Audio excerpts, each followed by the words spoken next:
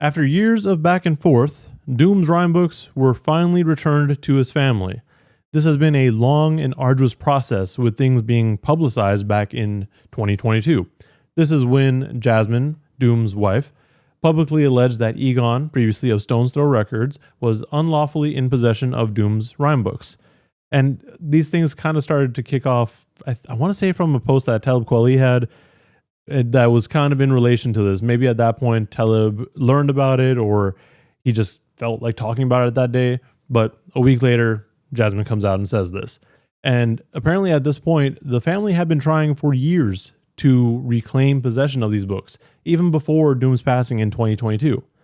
We fast forward a few months to March 2023, and we get a bunch of screenshots of emails that were sent by both Jasmine and Doom back in 2016 and 2017 asking about these books. The initial emails seemed to indicate that a third party had possession of these notebooks, and they weren't really getting responses from them.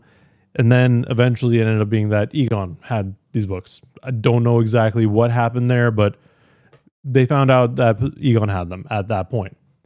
And again, they tried for years to get these books back. At some point, Egon did email Doom. I believe this was in 2022, shortly or just before his passing, basically offering to sell him the notebooks back, which Doom obviously refused. But then we move forward a little bit to October 2023. And this is when a lawsuit was officially filed claiming that Egon stole these notebooks. At this point, we have confirmation that Egon was in possession of these books. But we also gained a little more information from his side, because up until this point, it had really only been information that Jasmine was providing us. We didn't really hear from Egon at any point until the lawsuit came up. He claims that these notebooks were legally obtained by paying off past due rent of Doom's studio in LA, which seemed to have accrued due to Doom being prohibited from returning to the US. And I want to say that was like 2009, so a couple of years of past due rent. But we really don't know for sure, because again, we're just hearing this from Egon. We're not hearing this from the landlord or anyone else. And totally could have been this, but also could have totally just been Egon purchasing these books from whoever had these books at that time. And again, could totally be for good causes, like making sure that they're in the right hands. But, it could have gone in any other way. They could have been duplicated, copied, just, we don't know exactly what had happened in that time frame. But at the time of this lawsuit, Egon also said that the books should be donated for preservation to a university or government archive or museum or other institution of Egon's choosing, which in theory makes perfect sense. You want to preserve these books. They're important. They're historical. They're kind of a time capsule. But ultimately, I don't think that Egon was the appropriate person to make that decision. Even though he did purchase those books, I feel like the family should have more say in that. Just me personally. But this brings us all the way to today, February 28th, 2025. And Jasmine is now in possession of Doom's rhyme books, which we've learned from a post on the MF Doom Instagram page stating, MF Doom's widow, Jasmine Thompson, and Egon resolved claims regarding Doom's notebooks. The long-standing dispute regarding 32 of the late rapper and producer MF Doom's handwritten notebooks has been amicably resolved in a confidential settlement. Obviously, we don't know what the settlement involves. We don't know the details. Did they decide, okay, we need to make copies of this? Are they going to be donated? Are they going to be publicly available? We don't know yet. We may find out sometime soon, or we may never know. It's just up to I guess both of them to fully disclose that if they wanted to. And I mean, NDAs and whatnot. I don't understand all this legal information, but it's there. Regarding this, Egon had to say, Doom was a dear friend to me and one of the most important artists I've ever known. I bought Doom's notebooks and kept them safe for years to ensure his powerful musical legacy could be preserved. My only goal has always been to showcase Doom's lasting musical genius, and the resolution Jasmine and I have reached regarding Doom's notebooks represents a significant triumph in protecting the genesis of a once-in-a-lifetime talent. I am proud to have played a role in saving some precious markers of Doom's life in music and trust Jasmine to determine the next steps for his notebooks, which sounds solid, sounds like an appropriate response.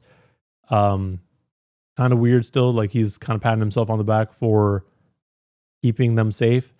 But ultimately, yeah, if they were just going to get thrown away, sure, he probably saved them.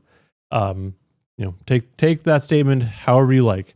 But then Jasmine had this to say: "We are relieved to bring this chapter to a close. Over the years, there have been many public narratives concerning this matter, some of which have been misrepresented or unfairly magnified. While differences did arise along the way, we acknowledge that Egon preserved Doom's invaluable notebooks and are grateful to now have them returned as part of this resolution. As a family, our focus remains steadfast on celebrating Doom's extraordinary legacy, his unparalleled artistry, and his lasting impact on music and culture. We hope that this resolution serves as a step forward in continuing to honor his memory." And then ends with a quote, "God bless us, everyone," from Charles Dickens. Ultimately, totally depends on the family to decide what happens next. I don't know what may have happened to those books in the interim, but they seem to be in the right hands now. Also, just one thing I guess that doesn't line up. In this post, they say 32 books. In the original lawsuit, it said 31 books. So I don't know where this extra book came from. Maybe they miscounted before and Egon just gave them the extra book. Who knows? But yeah, ultimately it's in the right spot. And whatever happens to it happens because the family wants it to. And, that seems to be where it is.